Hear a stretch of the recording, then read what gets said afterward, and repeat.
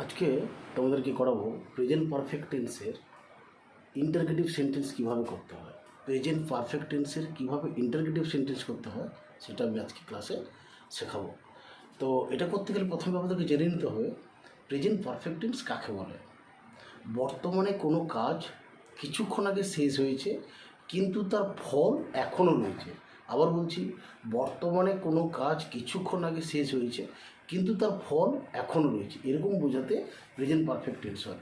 যেমন আমি বলছি আমি এসেছি, আমি খেয়েছি, আমি বলেছি, আমি শুনেছি, আমি দেখেছি। এই কাজগুলো কিছুক্ষণ আগে, জাস্ট কিছুক্ষণ আগে আমরা করেছি, কিন্তু সেই কাজের যে প্রভাব বা সেই কাজের যে ফল এখনই রয়েছে, তাই এটাকে প্রেজেন্ট পারফেক্ট টেন্স বলছে। এবার প্রেজেন্ট পারফেক্ট টেন্সের ইন্টারগেটিভ সেন্টেন্সটা আমরা শিখে নেব কীভাবে ইন্টারগেটিভ সেন্টেন্স তৈরি করতে হয়। তো ইন্টারগেটিভ সেন্টেন্সটা কীভাবে তৈরি করতে হয়,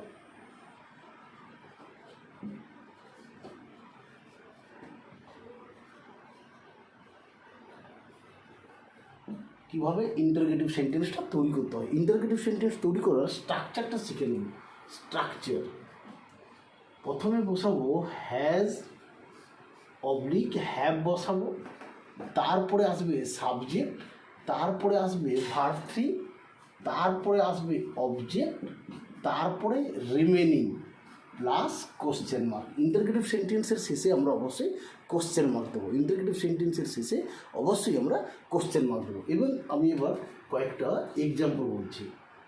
ধরো আমি প্রথমে হ্যাভ লিখলাম, হ্যাভের পরে আমি সাবজেক্ট আই লিখলাম, হ্যাভ আই, তারপর আমাকে ভার্ব থ্রি, ডুর ভার্ব থ্রি ডান করলাম, তারপরে আমি অবজেক্ট করলাম ইট, তারপরে কোশ্চেন মার্ক দিলাম। আমি এখানে কোনো রিমেনিং লিখলাম না।